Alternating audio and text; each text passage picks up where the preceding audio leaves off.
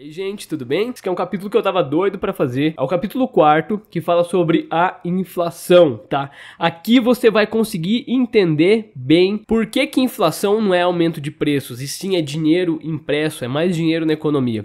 E só uma coisa bacana aqui de frisar antes da gente começar a falar, uma coisa que eu tô batendo bastante aqui no canal e nas outras plataformas é que não necessariamente na hora que o governo imprimiu o dinheiro já vai acontecer a inflação, tá? Ah, imprimiu hoje, criou mais moeda hoje, amanhã já aumentou o preço. Não, não. Isso demora para acontecer. Isso é uma coisa gradativa, tá? Ele gera mais moeda, mas não é amanhã que vai sair aumentando o preço da tua carne, do teu leite ou da gasolina, tá? Isso é uma coisa que leva algum tempo. Por isso que fica uma coisa meio misteriosa, meio fechada e parece que a inflação é só aumento de preço. O que o pessoal sabe é só olhar a consequência, mas ninguém olha a impressão de moeda como causa, tá bom?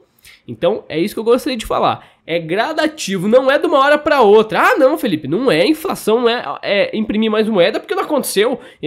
Aumentou a base monetária ontem e o preço tá a mesma coisa. Não, é uma coisa que demora a acontecer. Beleza? Vamos começar então, gente? Se a oferta de caviar fosse tão abundante quanto a de batatas, o preço do caviar, isso é, a relação de troca entre caviar e dinheiro, ou entre caviar e outras mercadorias, se alteraria consideravelmente. Nesse caso, seria possível adquiri-lo a um preço muito menor que o exigido hoje. Da mesma maneira, se a quantidade de dinheiro aumenta, o poder de compra da unidade monetária diminui, e a quantidade de bens que pode ser adquirida com uma unidade desse dinheiro também se reduz. Quando, no século XVI, as reservas de ouro e prata da América foram descobertas e exploradas, enormes quantidades desses metais preciosos foram transportadas para a Europa. A consequência desse aumento de quantidade de moeda foi uma tendência geral à elevação dos preços. Do mesmo modo, quando em nossos dias um governo aumenta a quantidade de papel moeda, a consequência é a queda progressiva do poder de compra da unidade monetária e a correspondente elevação dos preços. A isso se chama de inflação. Infelizmente, nos Estados Unidos, bem como em outros países, alguns preferem ver a causa da inflação não no aumento da quantidade de dinheiro, mas na elevação de preços.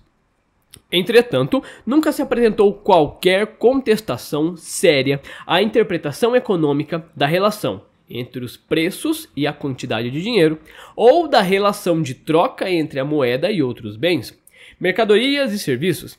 Nas condições tecnológicas atuais, nada é mais fácil que fabricar pedaços de papel e imprimir sobre eles determinados valores monetários. Nos Estados Unidos, onde todas as notas têm o mesmo tamanho, imprimir uma nota de $1000 não custa mais ao governo que imprimir uma de $1. Trata-se exclusivamente de um processo de impressão, a exigir nos dois casos idênticas quantidades de papel e de tinta. No século XVIII, quando se fizeram as primeiras tentativas de emitir cédulas bancárias e atribuir-lhes a qualidade de moeda corrente, isso é, o direito de serem honradas em transações de troca do mesmo modo que as moedas de ouro e prata, os governos e as nações acreditavam que os banqueiros detinham algum conhecimento secreto que lhes permitia produzir riqueza a partir do nada. Quando os governos do século XVIII se viam em dificuldades financeiras, julgavam ser suficiente para delas se livrarem, entregar a um banqueiro engenhoso a condução de sua administração financeira. Alguns anos antes da Revolução Francesa, quando a realeza da França atravessava problemas financeiros, o rei da França procurou um desses banqueiros engenhosos e nomeou-o para uma função importante. Este homem era, sob todos os aspectos, o oposto das pessoas que vinham regendo a nação até aquele momento. Para começar, não era francês, era um estrangeiro, um genovês. Em segundo lugar, não pertencia à aristocracia, era um simples plebeu. E o que contava mais ainda na França, no século XVIII, não era católico e sim protestante. E assim, Monsieur Necker, pai da famosa Madame Staël, tornou-se o ministro das finanças e todos esperavam que resolvesse o problema financeiro do país. Mas, a despeito do elevado grau de confiança desfrutado por Monsieur Necker, os cofres reais permaneceram vazios. O grande erro de Necker constituiu na tentativa de prestar auxílio financeiro aos colonos da América em sua guerra de independência contra a Inglaterra sem elevar os impostos. Aquela era certamente uma maneira errada de procurar resolver os problemas financeiros da França.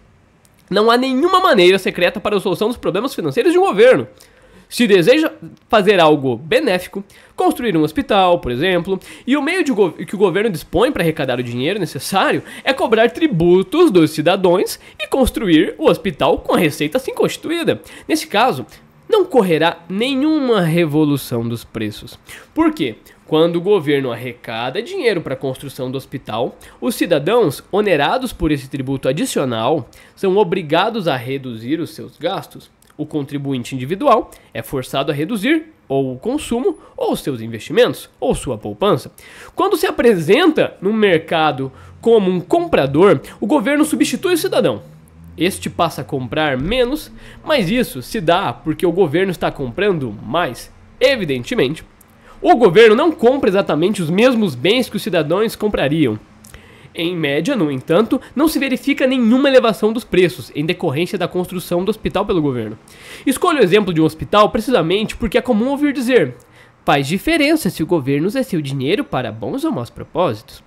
Proponho fazermos de conta que o governo sempre usa o dinheiro que emitiu para melhores fins. Fins com que todos concordamos, num mundo lindo. Acontece que não é o modo como o dinheiro é gasto. É antes o modo como é obtido pelo governo que dá lugar a essa consequência que chamamos de inflação. E que hoje quase ninguém no mundo todo considera benéfica. Por exemplo, o governo poderia, sem fomentar a inflação, usar o dinheiro arrecadado através de impostos para contratar novos funcionários ou para elevar os salários dos que já estão a seu serviço.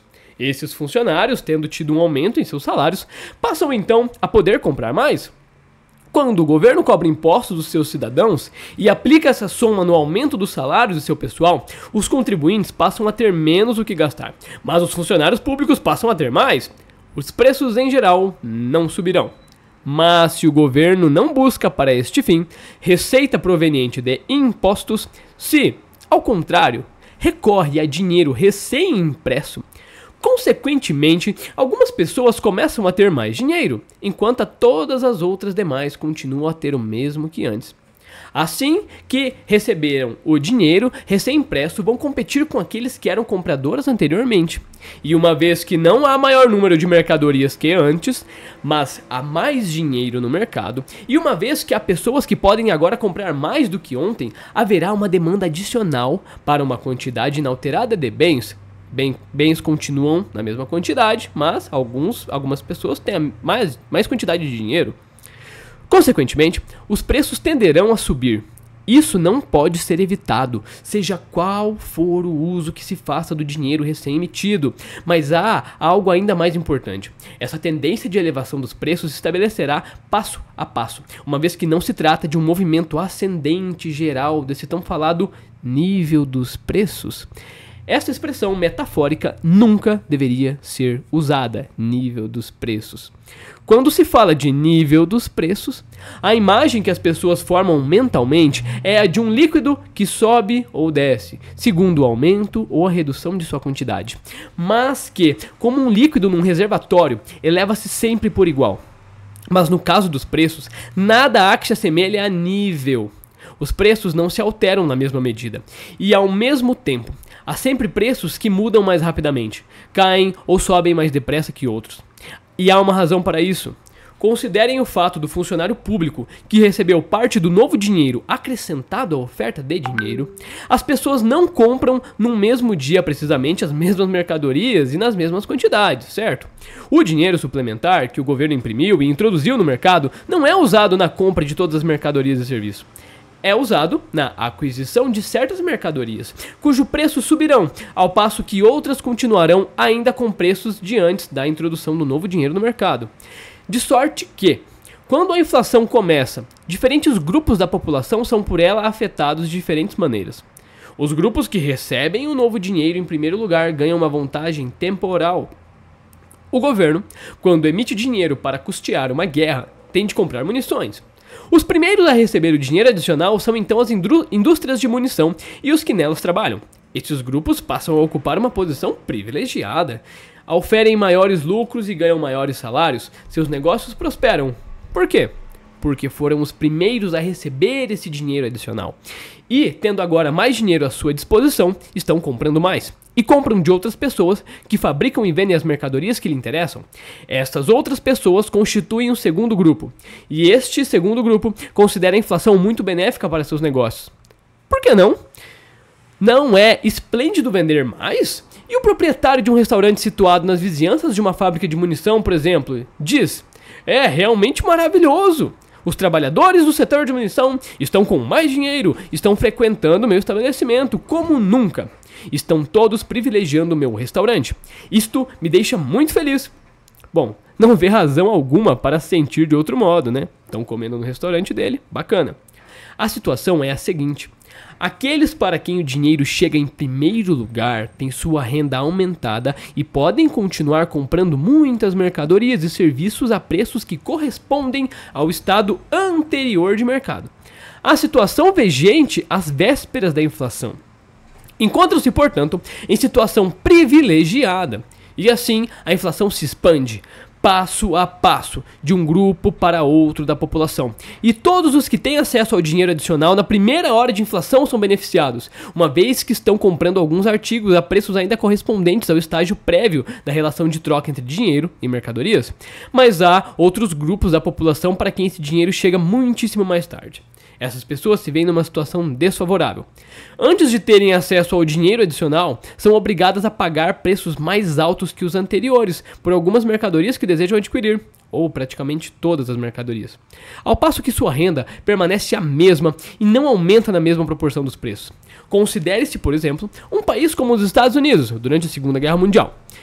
Por um lado, a inflação desse período favoreceu trabalhadores das fábricas de munição, as fábricas de munição e os fabricantes de armamentos. Por outro lado, prejudicou certos grupos da população, e os maiores prejudicados foram os professores e os religiosos. Como todos sabem, um sacerdote é a pessoa de muita humildade, que está a serviço de Deus e não deve falar demais em dinheiro.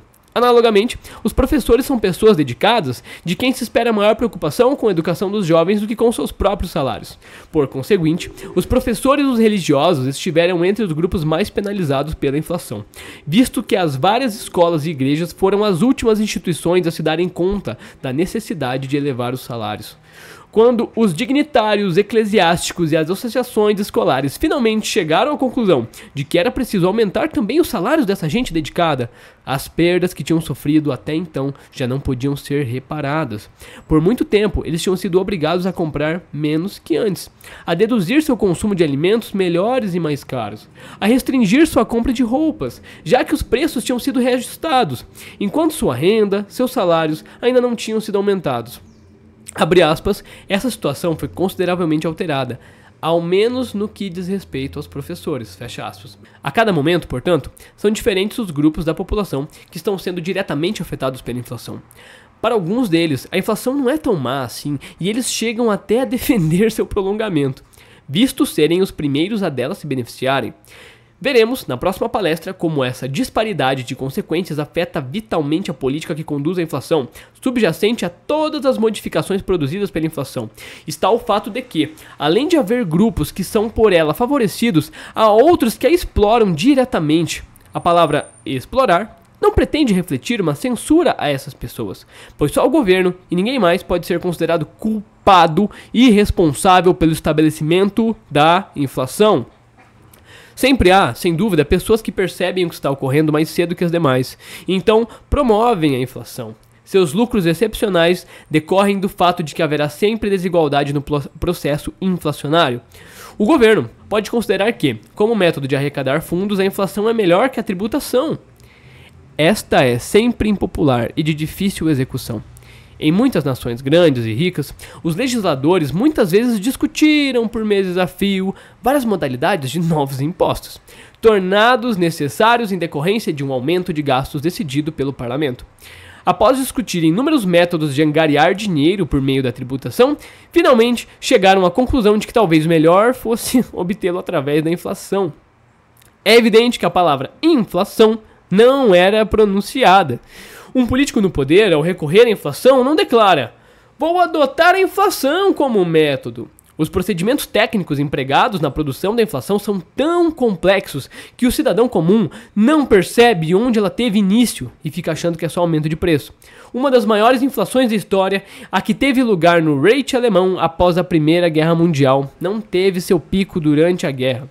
Foram os níveis a que chegou no pós-guerra que ocasionaram a catástrofe. O governo não anunciou: vamos lançar mão da inflação. Simplesmente tomou o dinheiro emprestado indiretamente do Banco Central.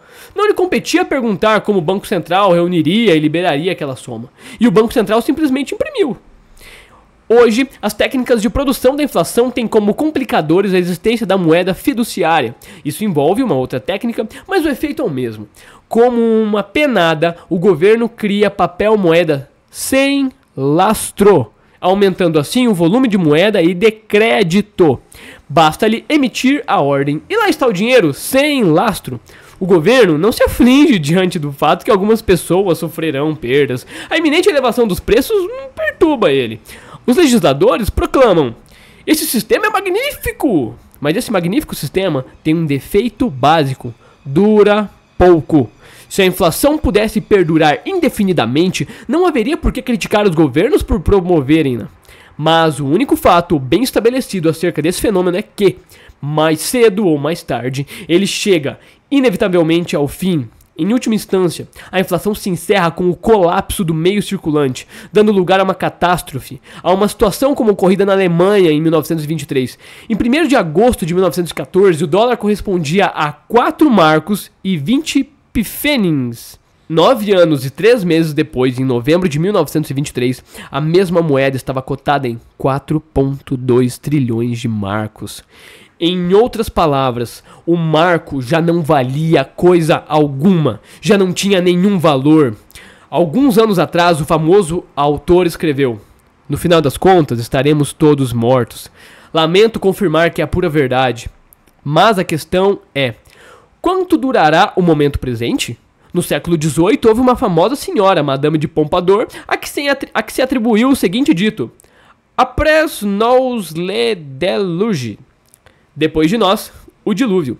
Madame de Pompadour teve a felicidade de morrer pouco tempo depois, mas sua sucessora, Madame du Barry, sobreviveu um pouco mais para no final das contas ser decapitada. Para muitos, o final das contas logo se converte no presente, e quanto mais a inflação avança, mais se antecipa o final das contas. Quanto pode durar o pouco mais? Por quanto tempo pode um banco central levar à frente o processo inflacionário? Provavelmente poderá fazê-lo enquanto o povo estiver convencido de que o governo, mais cedo ou mais tarde, mais certamente não demasiado tarde, sustará a impressão de dinheiro, detendo, assim, o decréscimo do valor de cada unidade monetária. O povo, quando deixa de acreditar que o governo será capaz de deter a inflação, ou mesmo que ele tenha qualquer intenção de detê-la, começa a se dar conta de que os preços amanhã serão mais altos que hoje. As pessoas põem-se então a comprar a quaisquer preços, provocando uma alta em níveis tais que o sistema monetário entra em colapso.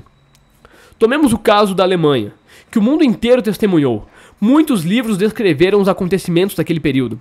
Abre aspas, embora sendo austríaco e não alemão, vi tudo de dentro. A situação da Áustria não diferia muito da alemã, e tampouco eram diferentes as condições de muitos outros países europeus, fecha aspas.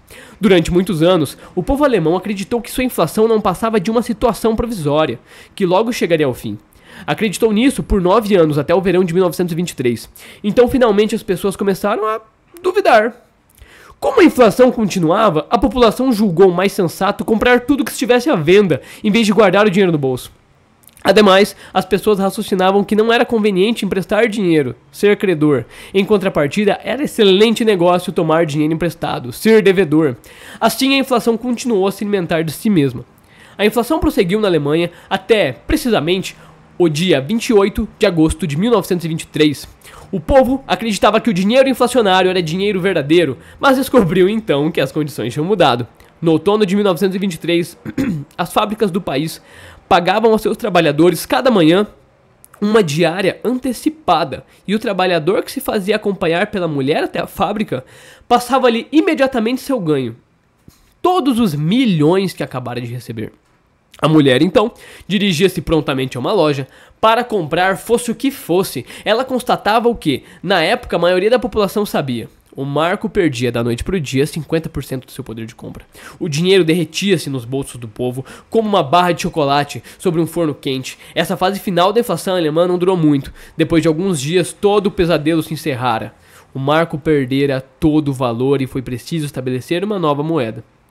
Lord Keynes, o mesmo homem que disse que no final das contas estaremos todos mortos, foi um representante extenso hall de autores inflacionistas do século XX. Todos combateram o padrão ouro. Ao atacá-lo, Keynes chamou de relíquia bárbara. Mesmo hoje, a grande maioria das pessoas considera ridículo falar de um retorno ao padrão ouro. Nos Estados Unidos, por exemplo, poderemos ser considerados como visionários se dissermos: mais cedo ou mais tarde, os Estados Unidos terão de retornar ao padrão ouro. No entanto, o padrão ouro tem uma extraordinária virtude. Na sua vigência, a quantidade de dinheiro disponível é independente das políticas governamentais e dos seus partidos políticos. Essa é a sua vantagem. Constitui uma forma de proteção contra governos esbanjadores. Sob o padrão ouro, se um governo resolvesse fazer gastos em um novo empreendimento, o ministro das Finanças pode perguntar: e onde eu vou conseguir dinheiro? Diga-me primeiro onde encontrarei dinheiro para esse gasto adicional. Já no sistema inflacionário, nada é mais simples para os políticos que ordenar ao órgão governamental encarregado da impressão de papel moeda a emissão do quanto dinheiro lhe seja necessário para os seus projetos. O padrão ouro é muito mais propício a um governo financeiramente seguro. Seus titulares podem dizer ao povo e aos políticos: não podemos fazer tal coisa, salvo se aumentarmos os impostos. Sob condições inflacionárias, o povo se habitua a considerar o governo uma instituição que tem recursos ilimitados à sua disposição. O Estado, o governo podem tudo. Se, por exemplo, a nação deseja um novo sistema de rodovias, espera-se do governo sua implantação. Mas onde poderá o governo obter dinheiro? Pode-se dizer que hoje, nos Estados Unidos, e mesmo no passado, no governo de McKinley, o Partido Republicano é relativamente favorável ao dinheiro lastreado ao padrão ouro, enquanto o Partido Democrático é favorável à inflação. Obviamente, há uma inflação não de papel, e sim de prata. Contudo, foi um presidente democrata nos Estados Unidos, o presidente Cleveland, que, em fins da década de 1880, vetou uma decisão do Congresso de conceder uma pequena soma de auxílio, cerca de $10.000, a uma comunidade que sofrera uma catástrofe. Esse presidente justificou seu veto escrevendo em seguintes palavras: é dever do cidadão manter o governo, mas não é dever do governo manter os cidadãos. Estas são palavras que todo estadista deveria escrever numa parede de seu gabinete para mostrar aos que viessem pedir dinheiro. Sinto-me bastante embaraçado diante da necessidade de simplificar esses problemas. São tantos e tão complexos os problemas envolvidos no sistema monetário. E eu certamente não teria escrito volumes inteiros a respeito deles se eles fossem tão simples quanto parecem sê-lo aqui. Mas os fundamentos são precisamente esses. Aumentando-se a quantidade de dinheiro, provoca-se o rebaixamento do poder de compra da unidade monetária. E isso que desagrada aqueles cujos negócios privados são desfavoravelmente afetados por essa situação. São os que não se beneficiam da inflação que dela se queixam. Se a inflação é má, e se todos sabem disso, por que se teria convertido numa espécie de estilo de vida em quase todos os países? Mesmo alguns dos países mais ricos sofrem da doença. Os Estados Unidos são hoje seguramente a nação mais rica do mundo, com o mais alto padrão de vida, mas quando se viaja pelo país, constata-se uma incessante referência à inflação e a necessidade de detê-la, mas apenas se fala, não se age. Cabe aqui a apresentação de alguns fatos.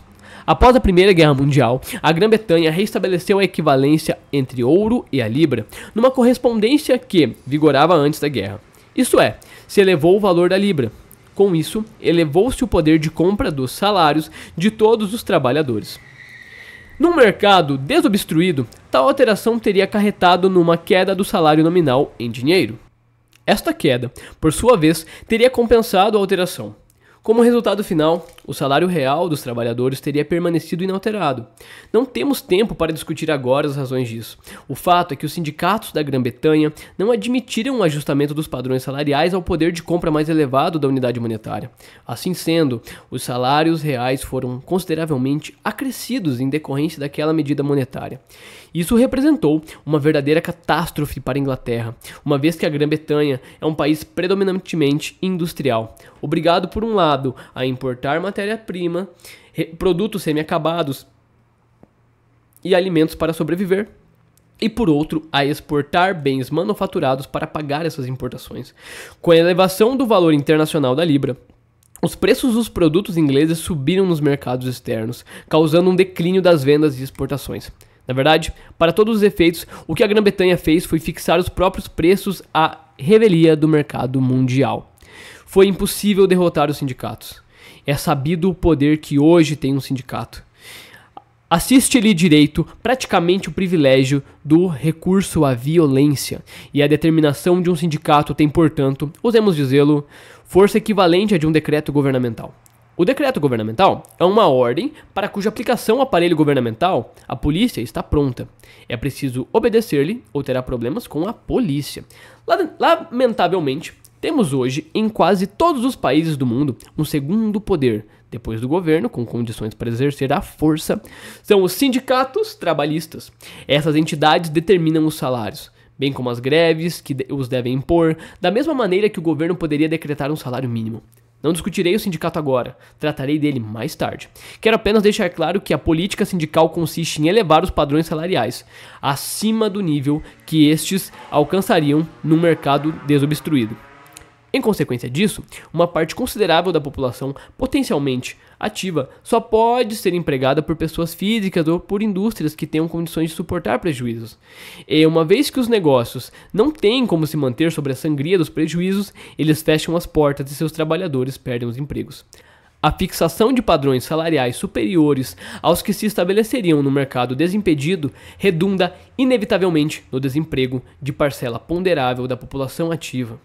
Na Grã-Bretanha, a imposição de altos padrões salariais pelos sindicatos trabalhistas teve como consequência um desemprego prolongado, que durou anos a fio. Milhões de trabalhadores ficaram desempregados. Os índices de produção caíram. Até os experts ficaram perplexos. Diante deste quadro, o governo inglês deu um passo que se lhe afigurou como uma medida de emergência indispensável. Desvalorizou a moeda corrente do país. O poder de compra dos salários em dinheiro, cuja manutenção dos sindicatos tanto haviam insistido, deixou de ser o mesmo.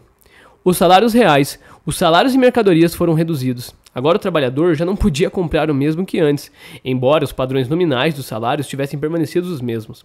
Procurou-se, através da adoção dessa medida, promover o retorno dos padrões salariais reais aos níveis de mercado livre, para que, consequentemente, tivesse lugar o desaparecimento do desemprego. Essa medida, a desvalorização, foi adotada por muitos outros países, como a França, os Países Baixos e a Bélgica. A Tchecoslováquia chegou a recorrer a ela 2 vezes no período há 1 ano e meio. A desvalorização tornou-se um método subreptício, digamos assim, de frustrar o poder dos sindicatos. No entanto, como veremos, este método também não pode ser considerado verdadeiramente eficiente. Alguns anos depois, os trabalhadores e também os sindicatos começaram a compreender o que se passava. O povo começou a se dar conta de que a desvalorização do dinheiro reduzia seu salário real. Os sindicatos tinham força suficiente para se opor a isso. Em muitos países, inseriu-se nos contratos salariais uma cláusula que estipulava que os salários em dinheiro deveriam ser automaticamente majorados quando os preços também o fossem. A isto se chama indexar.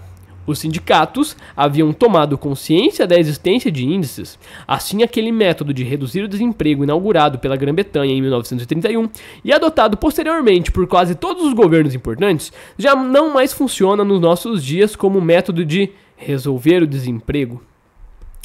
Em 1936, em sua obra General Theory of Employment, Interest and Money, Lord Keynes deploravelmente elevou este método.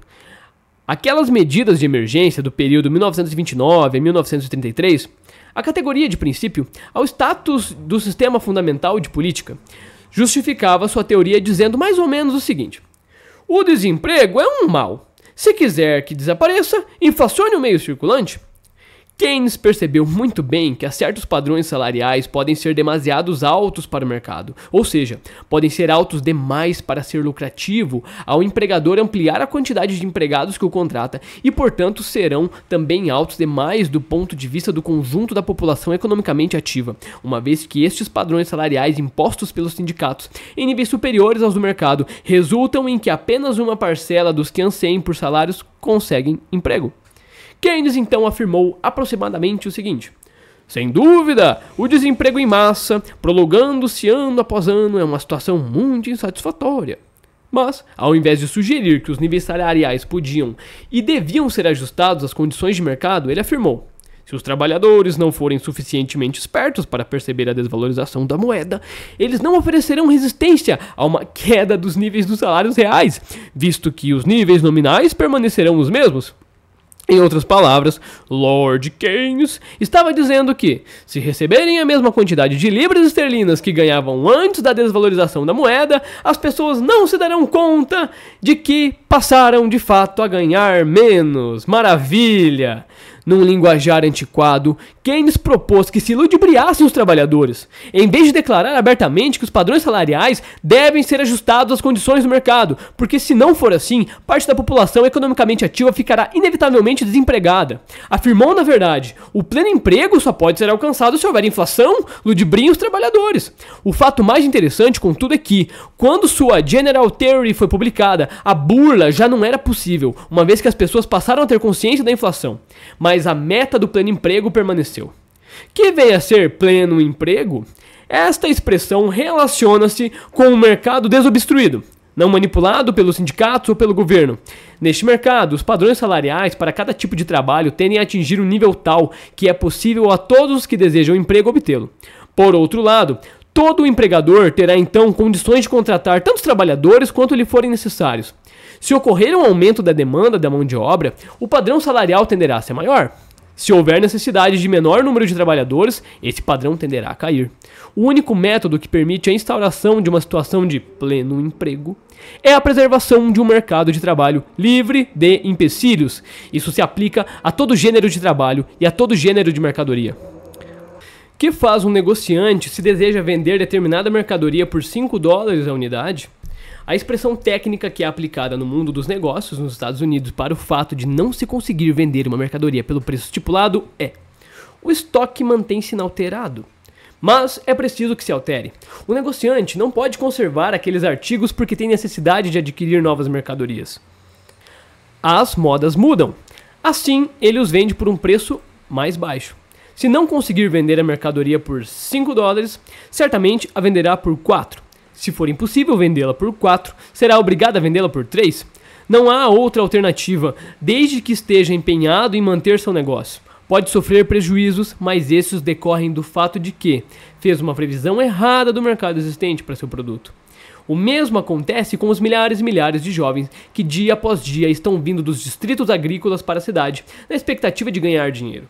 É o fenômeno de migração interna, que tem lugar em todas as nações industrializadas. Nos Estados Unidos, eles vêm para a cidade com a certeza de que poderão ganhar, digamos, $100 por semana. Suas expectativas podem se frustrar. Então, aquele que não conseguiu um emprego que pagasse $100 por semana, ver-se-á obrigado a tentar conseguir algum que pague $90, $80, talvez até menos.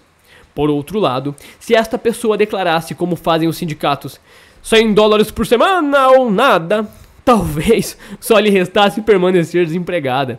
Diga-se de passagem, muita gente não se incomoda com a situação de desemprego, uma vez que o governo paga auxílio-desemprego, com fundos arrecadados através de taxas especiais impostas aos empregadores, que por vezes são quase tão altos quanto os salários que receberiam caso estivessem trabalhando. Nos Estados Unidos, só se aceita a inflação porque determinado grupo de pessoas acredita que é só através dela que o pleno emprego pode ser alcançado. No entanto, ainda a este respeito, uma questão tem sido amplamente debatida. O que é preferível? Um dinheiro lastreado com desemprego ou a inflação com pleno emprego? Trata-se, na verdade, de um círculo vicioso. Tentemos analisar o problema. Logo de início, deve-se colocar a seguinte questão: como podemos melhorar a situação dos trabalhadores e de todos os demais grupos da população?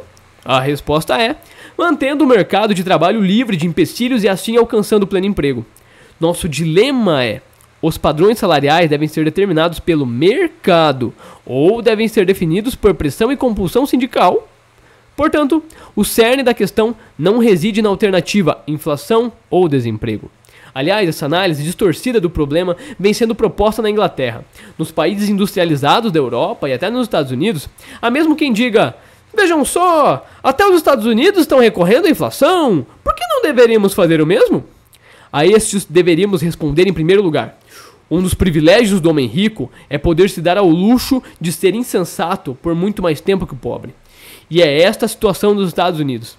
A política financeira desse país é muito ruim e está piorando, mas certamente trata-se de um país capaz de arcar com os custos de sua insensatez por um prazo um pouco mais longo que o seria tolerado por alguns outros países. O mais importante é lembrar que a inflação não é um ato de Deus, que a inflação não é uma catástrofe da natureza ou uma doença que se alastra como a peste. A inflação é uma política premeditada, adotada por pessoas que a ela recorrem por considerá-la um mal menor que o desemprego. Mas o fato é que, a não ser em curtíssimo prazo, a inflação não cura o desemprego. A inflação é uma política, e uma política pode ser alterada. Assim sendo, não há razão para nos deixarmos vencer por ela. Se a temos na conta de um mal, então é preciso estancá-la, é preciso equilibrar o orçamento do governo. Evidentemente, o apoio da opinião pública é necessário para isso, e cabe aos intelectuais ajudar o povo a compreender. Uma vez assegurado o apoio da opinião pública, os representantes eleitos do povo certamente terão condições de abandonar a política de inflação. Devemos lembrar que no final das contas poderemos estar todos mortos. Aliás, não restam dúvidas de que estaremos todos mortos. Mas deveríamos cuidar dos nossos assuntos terrenos, neste breve intervalo em que nos é dado viver, da melhor maneira possível, e uma das medidas necessárias para esse propósito é abandonar as políticas inflacionárias. Bom, gente, agora a gente vai para o capítulo 5, tá? No próximo vídeo. Se você gostou, se inscreve para receber os próximos e dá um like. E é isso, gente. Esse canal aqui eu vou trabalhar e vou bater muito nesse ponto aqui de inflação, para que cada vez mais as pessoas entendam o enorme mal, tá? O quão grave isto é para tantas pessoas que só recebem um salário, para tanto quem está fazendo investimento na bolsa, para quem está fazendo investimento em renda fixa, para que entenda qual é a real inflação. Vai ter vídeo aqui toda semana, clica aqui no link para você pular pro capítulo 5, beleza? Se você curtiu, dá um like, se inscreve e comenta aí o que você achou disso. Here comes the money. Here we go. Money talk. Here comes the money. Money, money, money, money.